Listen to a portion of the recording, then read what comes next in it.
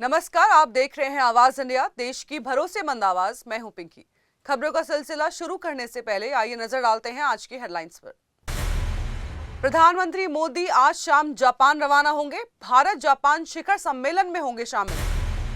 राहुल, प्रियंका और तेजस्वी ने जानकी मंदिर में की पूजा अर्चना। वोटर अधिकार यात्रा जारी। बाढ़ की चेतावनी, डूबेगा दिल्ली। यमुना खतरे के निशान से ऊपर। पुंछ में सेना ने मार गिराए 2 आतंकवादी। ऑपरेशन शिव शक्ति जारी। और अमेरिका के स्कूल में फायरिंग, 3 छात्रों की मौत, 20 घायल, हमलावर ढेर। अब खबरें विस्तार से। प्रधानमंत्री नरेंद्र मोदी आज शाम जापान की यात्रा पर रवाना होंगे। वे 15वें भारत जापान वार्षिक शिखर सम्मेलन में शामिल होंगे। इस दौरान प्रधानमंत्री मोदी जापान के प्रधानमंत्री शिगेरू इशिबा से मुलाकात करेंगे और दोनों नेता रक्षा, व्यापार, प्रौद्योगिकी और क्षेत्रीय वैश्विक मुद्दों पर चर्चा करेंगे। ये प्रधानमंत्री मोदी की लगभग 7 साल बाद जापान यात्रा है और जापान के पीएम इशिबा के साथ उनकी पहली शिखर बैठक भी होगी। प्रधानमंत्री मोदी की ये यात्रा यहीं खत्म नहीं होगी। इसके बाद वे चीन जाएंगे, जहां 31 अगस्त से 1 सितंबर तक होने वाली शंघाई सहयोग परिषद यानी कि SCO के राष्ट्रीय अध्यक्षों की बैठक में भाग लेंगे। तियानजिन में होने वाली इस बैठक में राष्ट्रपति शी जिनपिंग के साथ उनकी मौजूदगी खास महत्व रखती है। बिहार में महागठबंधन की वोटर अधिकार यात्रा लगातार जन समर्थन जुटा रही है। गुरुवार को इस यात्रा का 12वां दिन रहा। लोकसभा में नेता प्रतिपक्ष राहुल गांधी, कांग्रेस महासचिव प्रियंका गांधी और बिहार के नेता प्रतिपक्ष तेजस्वी यादव सुबह सीतामढ़ी पहुंचे। यहां तीनों नेताओं ने डुमरा हवाई अड्डे से शहर का रुख किया और रजत द्वार होते हुए ऐतिहासिक माता जानकी मंदिर पहुंचकर पूजा अर्चना की। नेताओं ने माता जानकी से आशीर्वाद लिया और फिर यात्रा को आगे ढाका की ओर रवाना किया। सीतामढ़ी में राहुल गांधी और प्रियंका गांधी का कार्यकर्ताओं ने जोरदार स्वागत किया। रीगा, बैरगनिया और आसपास के इलाकों से भारी संख्या में समर्थक जुटे। कांग्रेस के स्थानीय नेताओं का कहना है कि मिथिला की धरती हमेशा से कांग्रेस का गढ़ रही है और राहुल गांधी के आगमन से कार्यकर्ताओं में नई ऊर्जा का संचार हुआ है। इधर प्रशासन ने यात्रा को देखते हुए सुरक्षा के पुख्ता इंतजाम किए हैं। ढाका के फुलवरिया पुल से लेकर मोतिहारी के प्रेक्षागृह तक पूरे रास्ते में 128 स्थानों पर दंडाधिकारी, पुलिस अधिकारी और जवान तैनात किए गए हैं। डीएम और एसपी ने साफ निर्देश दिया है कि संदिग्ध व्यक्तियों पर पूरी नजर रखी जाए और यात्रा के दौरान सुरक्षा में किसी तरह की चूक न हो। यात्रा में शामिल विपक्ष के दिग्गज नेताओं का कहना है कि यह अभियान सिर्फ चुनौती तैयारी नहीं बल्कि लोकतंत्र की रक्षा और हर नागरिक के वोट के अधिकार को सुनिश्चित करने की लड़ाई है। दिल्ली में बाढ़ का खतरा मंडरा रहा है। यमुना नदी का जल स्तर खतरे के निशान को पार कर चुका है। हथीनी कुंड बैराज से लगातार ज्यादा मात्रा में पानी छोड़े जाने के बाद दिल्ली के हालात और बिगड़ने लगे हैं। लोहा पुल पर यमुना का जल स्तर 205.39 मीटर दर्ज किया गया, जो खतरे के निशान से ऊपर है। पिछले 2 दिनों में हरियाणा के हथीनी कुंड से प्रति घंटा 50 से 60 हजार क्यूसेक पानी छोड़ा जा रहा है। इसका सीधा असर दिल्ली पर पड़ रहा है। वजीराबाद बैराज से भी लगातार पानी छोड़ा जा रहा है। अगर जल स्तर 206 मीटर तक पहुंच गया तो राजधानी के निचले इलाकों में बाढ़ जैसी स्थिति बन जाएगी। ऐसे में करीब 2,500 लोगों को राहत शिविरों में भेजने की तैयारी प्रशासन ने कर ली है। हालात पर सिंचाई और बाढ़ नियंत्रण विभाग लगातार नजर बनाए हुए है। आज मुंबई से सटे पालघर जिले के वसई विरार से बेहद दर्दनाक खबर सामने आई है। रमाबाई अपार्टमेंट की 4 मंजिला इमारत मंगलवार रात और बुधवार की सुबह के बीच अचानक ढह गई। इस हादसे में अब तक 14 लोगों की मौत हो चुकी है और एनडीआरएफ की टीम मलबे में फंसे लोगों को निकालने के लिए लगातार कोशिश कर रही है। बिल्डिंग इतनी संकरी गली में थी कि न रेस्क्यू वाहन जा सके और ना ही एम्बुलेंस, इसलिए एनडीआरएफ को पूरी तरह मैनुअल रेस्क्यू ऑपरेशन करना पड़ा। अधिकारियों का कहना है कि मलबे में अभी भी लोग फंसे होने की आशंका है। जांच में यह भी सामने आया है कि इमारत अवैध थी और इसका एक हिस्सा बगल की खाली इमारत पर जा गिरा। जिस जगह इमारत गिरी वो खाली थी, वरना ये त्रासदी और भी बड़ी और भयानक हो सकती थी। आसपास के सभी चौल को खाली करवा लिया गया है और लोगों को सुरक्षित स्थानों पर स्थानांतरित किया गया है। ढहे हुए हिस्से में कुल 12 फ्लैट थे और कई परिवार अब बेघर हो गए हैं। सभी प्रभावित परिवारों को चंदनसर समाज मंदिर में अस्थायी रूप से ठहराया गया है और वहां पर उन्हें भोजन, पानी, चिकित्सा सहायता और अन्य जरूरी सुविधाएं दी जा रही हैं। पुंछ से बड़ी खबर सामने आ रही है। भारतीय सेना ने यहां 2 आतंकवादियों को मार गिराया है। बताया जा रहा है कि ये दोनों आतंकवादी लश्कर-ए-तैयबा के हथियारों से लैस थे और क्षेत्र में बड़ी सुरक्षा चुनौती पेश कर रहे थे। सेना ने इसे ऑपरेशन शिव शक्ति का हिस्सा बताया है। अधिकारियों के मुताबिक ये ऑपरेशन क्षेत्र में आतंकवादियों की मौजूदगी के बारे में प्राप्त विश्वसनीय खुफिया सूचनाओं पर आधारित था। इसके तहत सेना और जम्मू कश्मीर पुलिस के बीच तालमेल और समन्वय के साथ कार्रवाई की गई। आपको याद दिला दें कि इसी महीने की शुरुआत में अखिल क्षेत्र में 2 आतंकवादी मार दिए गए थे। पुंछ में यह कार्रवाई आतंकवाद के खिलाफ सुरक्षा बलों की सतत मुहिम को और मजबूत करती है। सुरक्षा एजेंसियों क्षेत्र में सतर्कता बढ़ रही है और स्थानीय लोगों की सुरक्षा के लिए लगातार निगरानी रखी जा रही है।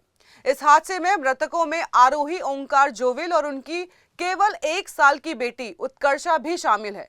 उनके परिवार के लिए ये अनमोल जीवन की सबसे बड़ी त्रासदी है। पुलिस ने बिल्डर को गिरफ्तार कर लिया है और मलबा हटाने का काम जारी है। यह हादसा हमें याद दिलाता है कि अवैध निर्माण और सुरक्षा की अनदेखी कितनी जानलेवा साबित हो सकती है। एनडीआरएफ और स्थानीय प्रशासन लगातार रेस्क्यू में जुटे हैं। हम आपको हर अपडेट के साथ इस दर्दनाक हादसे की खबर पहुंचाते रहेंगे। वक्त हो चला है एक छोटे से ब्रेक का।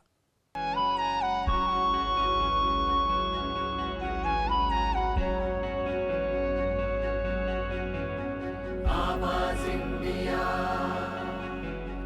आवाज इंडिया,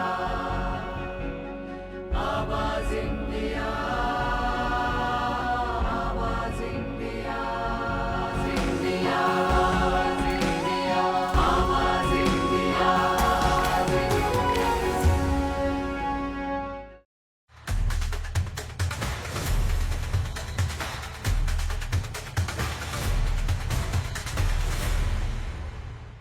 ब्रेक के बाद आप सभी का स्वागत है। बढ़ते हैं अगली खबर की ओर। अमेरिका से दिल दहला देने वाली खबर सामने आ रही है।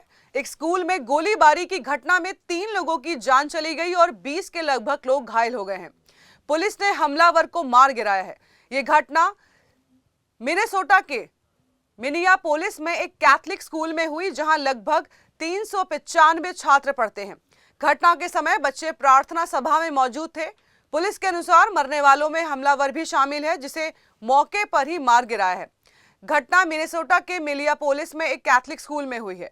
यह कैथलिक स्कूल एक प्राइवेट एलिमेंट्री स्कूल है, जिसमें लगभग 395 छात्र पढ़ते हैं। स्थानीय मीडिया के अनुसार गोलीबारी उस वक्त हुई जब बच्चे सुबह की प्रार्थना सभा में मौजूद थे। घटना के बाद अफरा तफरी मच गई, जिसके चलते अभिभावकों में डर का माहौल व्याप्त हो गया है। घटना को लेकर अमेरिकी राष्ट्रपति डोनाल्ड ट्रंप ने घटना पर दुख जताया है।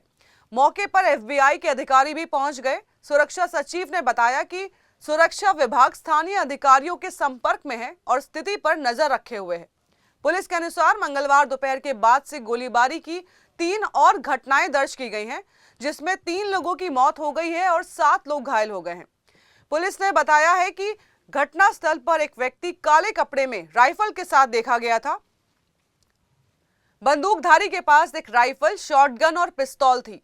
बंदूकधारी चर्च की तरफ आया और प्रार्थना सभा के दौरान बेंचों पर बैठे बच्चों को खिड़कियों से देखते हुए दर्जनों गोलियां चलाई। पुलिस प्रमुख ने बताया कि ये मासूम बच्चों और प्रार्थना कर रहे अन्य लोगों के खिलाफ जानबूझकर की गई हिंसा थी।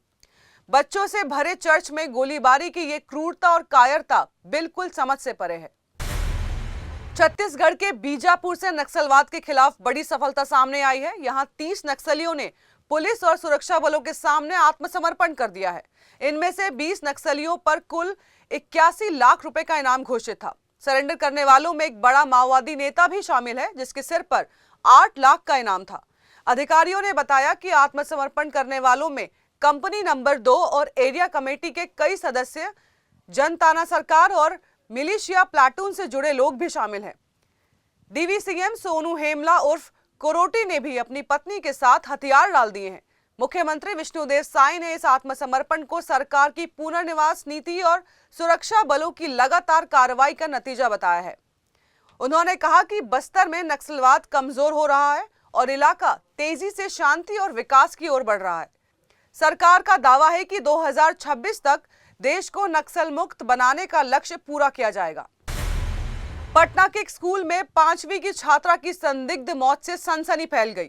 बच्ची की जलकर मौत के बाद परिजनों ने इसे हत्या बताया और आरोप लगाया है कि उसे केरोसिन डालकर जलाया गया है। बच्ची की मौत के बाद गुस्साए लोगों ने स्कूल में जमकर तोड़फोड़ की। सीसीटीवी कैमरों के तार काट दिए, कंप्यूटर और डीवीआर तक तोड़ डाले। भीड़ ने इंस्पेक्टर पर हमला कर दिया और सड़कों पर आगजनी कर जाम लगा दिया है। हालात काबू से बाहर होते देख कई थानों की पुलिस, सिटी एसपी और एएसपी मौके पर पहुंचे। घंटों मशक्कत के बाद पुलिस ने भीड़ को शांत कराया और किसी तरह हालात को काबू में किया। एफएसएल टीम ने बाथरूम से केरोसिन की बोतल समेत कई अहम सबूत जब्त किए हैं। बाथरूम से मिली केरोसिन की बोतल कई सवाल खड़े करती है। आखिर मासूम की मौत हादसा थी या फिर किसी खौफनाक साजिश का हिस्सा? इसका जवाब अब जांच रिपोर्ट में ही सामने आने वाला है। जोधपुर में यौन उत्पीड़न के मामले में उम्र कैद की सजा काट रहे आसाराम बापू को राजस्थान हाई कोर्ट से बड़ा झटका मिला है। अदालत ने उनकी अंतरिम जमानत बढ़ाने से इनकार कर दिया है। अहमदाबाद सिविल हॉस्पिटल की मेडिकल रिपोर्ट्स में 3 डॉक्टरों की राय के आधार पर कोर्ट ने कहा था कि उनकी हालत जेल में रहने लायक है। हाई कोर्ट की जस्टिस दिनेश मेहता और हाई कोर्ट के जस्टिस विनीत कुमार माथुर की डबल बेंच ने यह आदेश जारी किया है। अदालत ने साफ कहा है कि आसाराम को 30 अगस्त तक हर हाल में जोधपुर सेंट्रल जेल में सरेंडर करना होगा। दरअसल आसाराम ने सेहत का हवाला देकर अंतरिम जमानत बढ़ाने की अपील की थी, लेकिन अदालत ने इसे खारिज कर दिया है। इससे पहले 12 अगस्त को उनकी जमानत अवधि 29 अगस्त तक बढ़ाई गई थी, लेकिन इस बार राहत देने से मना कर दिया गया है। कोर्ट ने यह भी साफ किया है कि अगर वो आगे चलकर उनकी हालत और भी गंभीर होती है तो वे नई मेडिकल रिपोर्ट के आधार पर फिर से जमानत के लिए आवेदन कर सकते हैं। लेकिन फिलहाल अदालत का आदेश है कि आसाराम को तय समय सीमा में जेल लौटना ही होगा। तो देश और दुनिया की बड़ी खबरों में फिलहाल के लिए इतना ही। जुड़े रहिए आवाज इंडिया के साथ, फिर होगी मुलाकात। तब तक के लिए नमस्कार।